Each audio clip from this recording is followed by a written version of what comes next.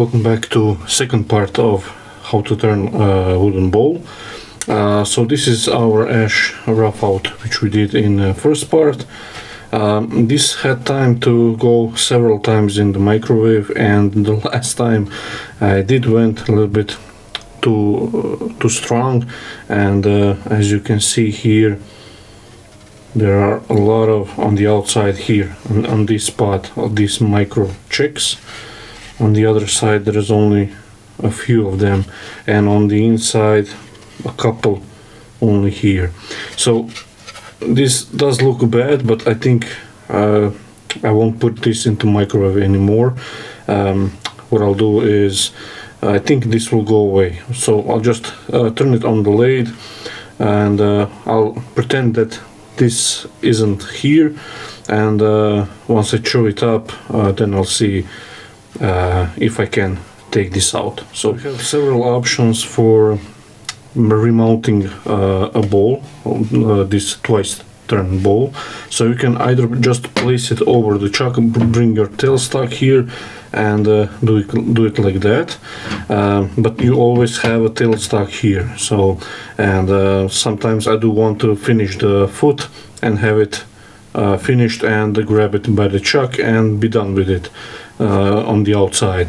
The other option is the one that I like to use, that I've learned from Richard, and that is just grab the foot, make a recess here, and then expand all over that recess, and then you have all of the outside exposed. So and you have a couple of more options the way you can remount a bowl, and my buddy Kerry has excellent video on this topic, so I'll put the link down below from his video. So I'm going to show you the method I use. So I'll just grab it by the foot, doesn't matter if it's slightly oval, just grab it. You can see it doesn't warp all that much, a little bit. So I bring the tool rest here, and now as I'm looking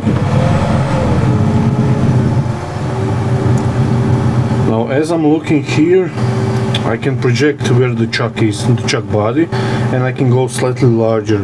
Now you can true up slightly this inner surface, but I don't care about that too much. I just go with a square and scraper, so slightly bigger than the chuck body, so somewhere around here, let's say.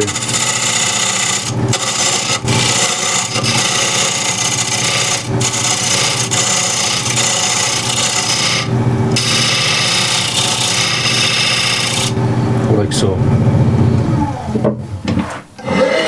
So that's around 2 mil recess, and it's slightly dovetail, so that will be plenty to grab the bowl.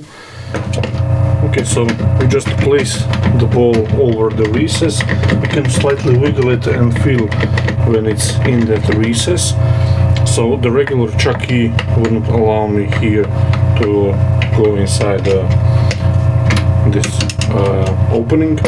So I have this one which I made on the video as well, with the ball here, which allows me to tilt outside the rim of the ball. So now just open the jaws up and expand into that recess, and that's it. So that's rock solid, you can't move that just easily. So the next step is true everything up. So this isn't warped all that much, it's more warped here at the rim, so this wouldn't take too long. Now you can use ball gouge. I'm going to use a spindle gouge just left of the point of the spindle gouge. This is running at 850. So true up the foot first.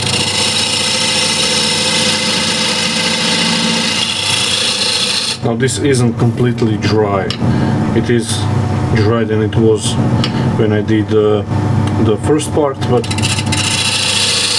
it's not completely dry. So just drag your gouge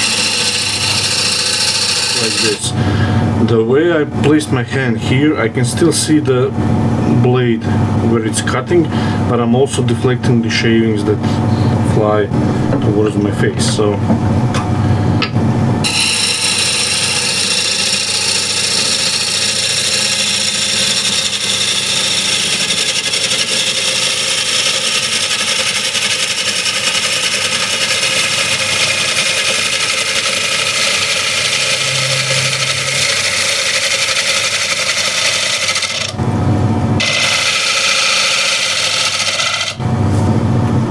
okay, so that's trued up, and you can see where are those checks, and luckily I don't see any, so that's good news. The checks are gone. We have clear timber at this stage, so now is the time to think about the shape and sort of a design that you want to implement. So on this one, I think this chuck that I have here inside the bowl will be just enough of a size to have a finished foot here and then finish the rest. If you don't want that kind of design, if you would just want a nice flowing curve to the bottom without any foot, then you can either grip by this and then finish this part, return it, hollow the inside, finish that, and then once again flip it around and finish the outside, the bottom here.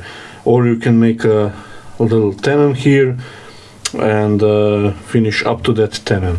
So there's a lot of options here. I'm going with the foot.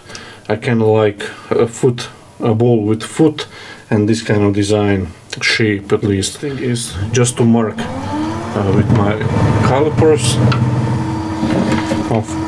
Now first I'm going to make it wrong, completely wrong. So let's go somewhere around here. So you can see here this distance. You want to split that distance in half. So I would line up my right point here, my right leg here, and my left leg onto this line. So a little bit more. There we go. Now it's lining up, and that's your perfect size for your chuck jobs. I want to set that foot, but not all the way. With spindle gouge.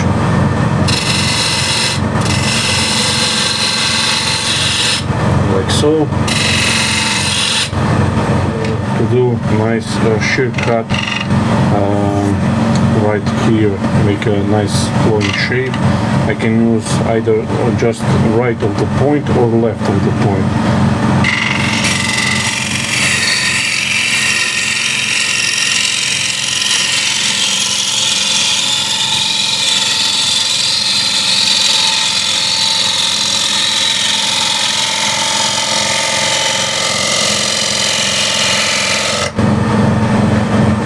Stop here.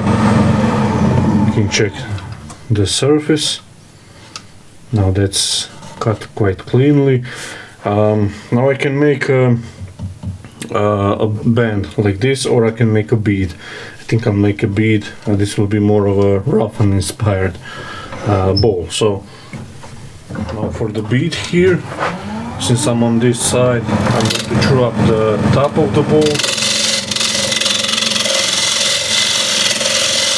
Like so, and now I just want to project curve underneath the bead.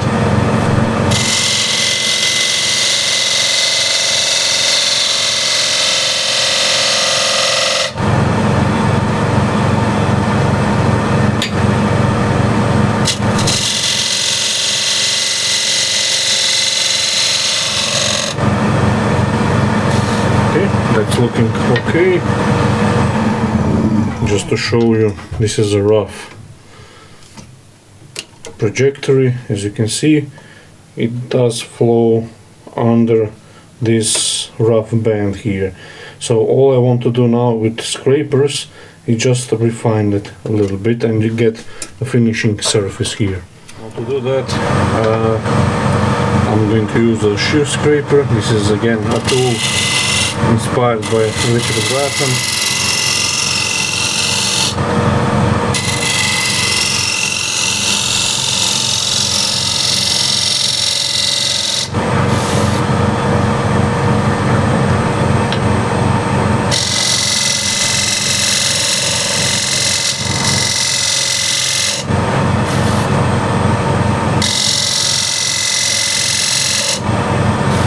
Like I said, I want to fine-tune this trajectory, so that's looking okay. Can go on this side. So I'm constantly watching up there on the horizon.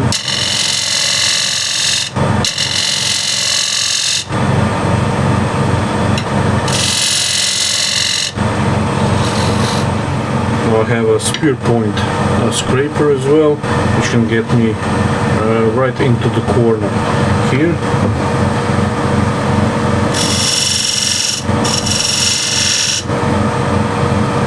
And just fine tune it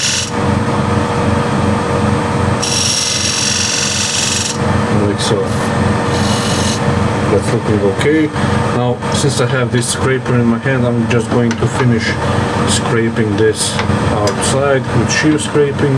So right here at the bottom of the foot, you don't want to present it forward into the foot because it will catch and run it aside here. So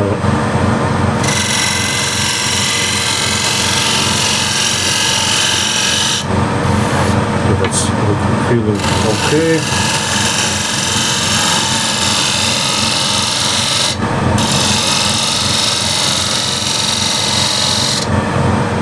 Spindle gouge, so just go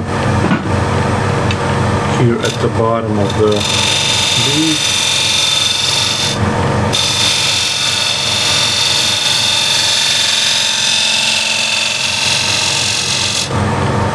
Like that. Nice shear scrape from this side.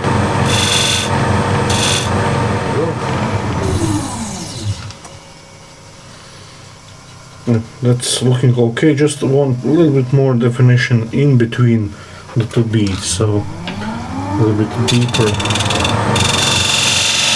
I can go from this side and slightly undercut it, so it has a definition from this side as well and from the top.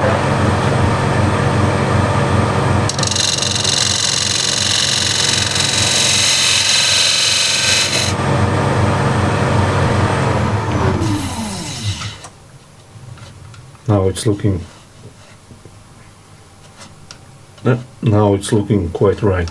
Now the foot, I can scrape it, slightly undercut it, make it concave, sorry. This has lost its burr, so I have a fresh burr here.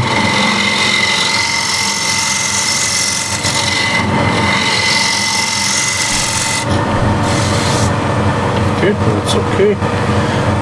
Now this foot is slightly too big, so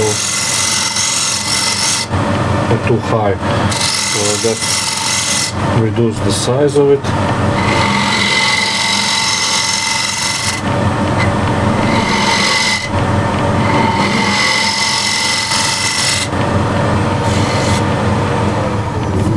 You can see how it's working here. That's quite nice surface, and it's concave. As you can see, there is a space here only touching on the outside points. So make a decoration. Like I said, this is Raffan inspired bowl, so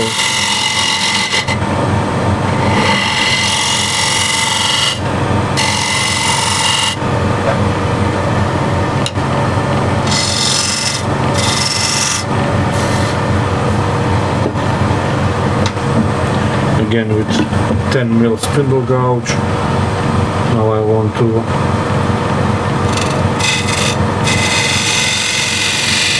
finish the foot.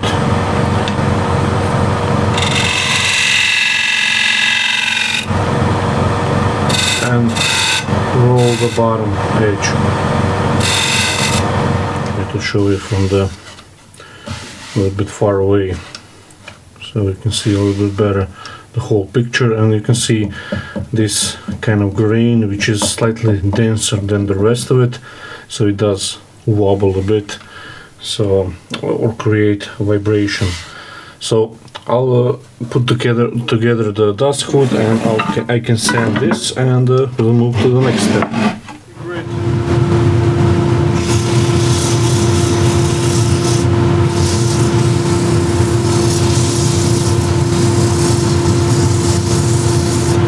So this does have a little bit more moisture in it.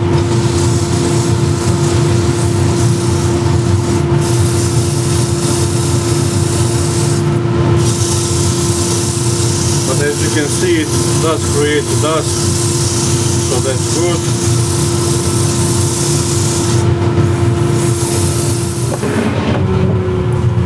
So this was sanding, all done. Final grit is 320 grit, so it's still a little damped, so I won't finish it right away, so we'll do that another day. So I can take it off the chuck, and now just to grab it by the foot, and when I take it off, you'll see there are no marks here. They can tell that you were holding on this little bead. Now I can even go slightly smaller, but that's plenty good. Okay, so now the fun part, following, and there is somewhere here that little split check.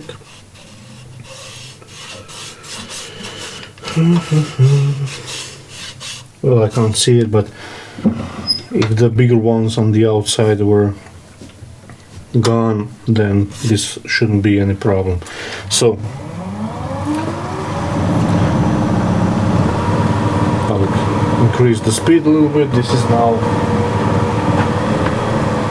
1200 RPM, and first thing is true up the rim here. So that's now true, and we have pretty close thickness, so I can go around 8 mil thickness.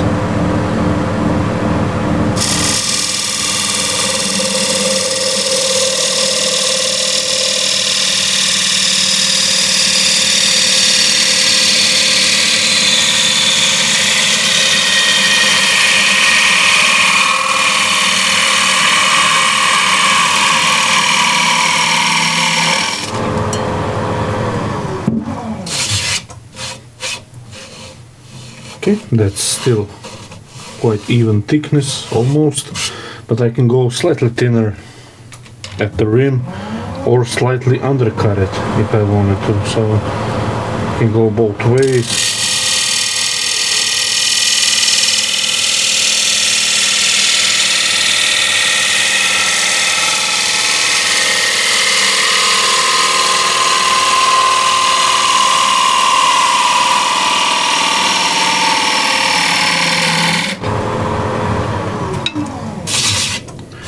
I think this cut up the rim is quite nice, and it is, and the curve is quite nice, but it is a little bit thicker as I go down, so I'm just going to check how much I have here at the close at the bottom. So here it's 10 mil, straight 10 mil, here is a little less than 10 mil, and here we have a thickness of 7 mil. So I want to thin it down a little bit more. So I'll find the curve here by rubbing the bevel. When it starts to cut, that's your bevel in position, and then you proceed forward.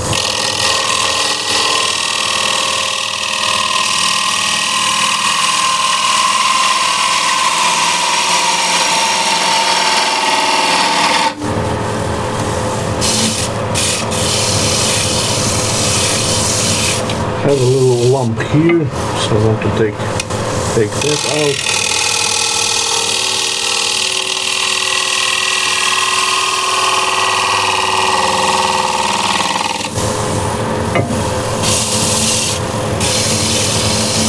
The rest I can smooth with scrapers. Now the other option would be to use like a bottom ball gouge or bottom feeder or whatever. There's a name for it, and that's okay. I just prefer the scraper, so there is multiple ways of doing a ball. So now this is quite dull.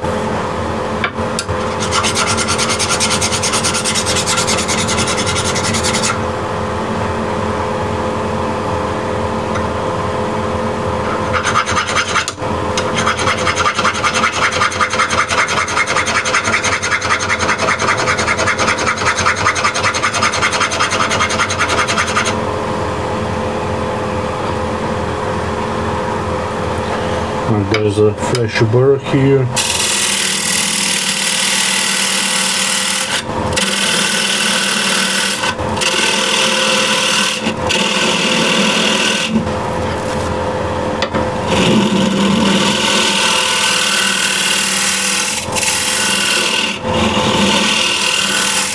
So I don't want flat bottom, I just want nice flowing curve from this part to the very center. So nice flowing curve.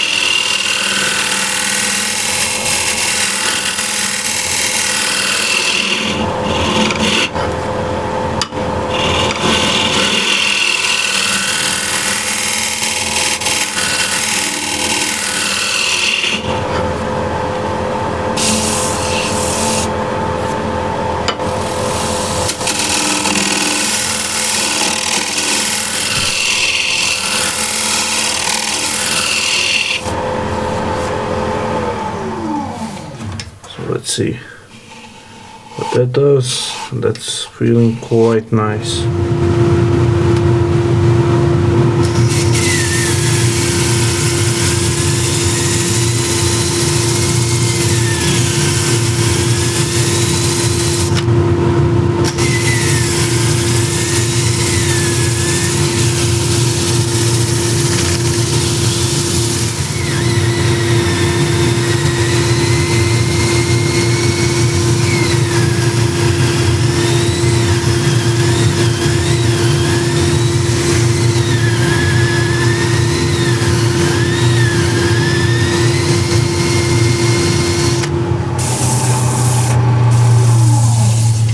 And the ball is done, and that's one nice little ball.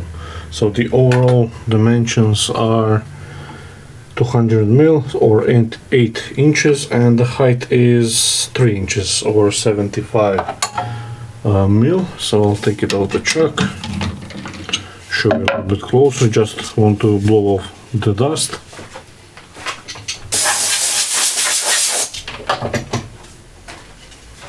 And now I can show you a little bit closer. So you can see lovely pattern in it.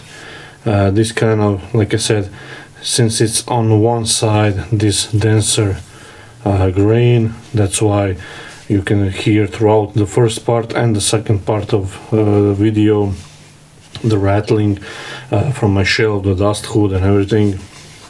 If this was more central, then it will be much more in balance wood. So that's something else you need to watch out. So nice little foot, little decoration, nice rounded foot here, and overall nice little beads here. And this will now stay here in the shop for maybe a week or so, and then I'll oil it, and this will be finished. So I hope this little two-part video will help you out with turning balls, and as always, if you have any questions, leave it down below, and any suggestions on how to help you out. Also leave a suggestion down below. So see you in the next video.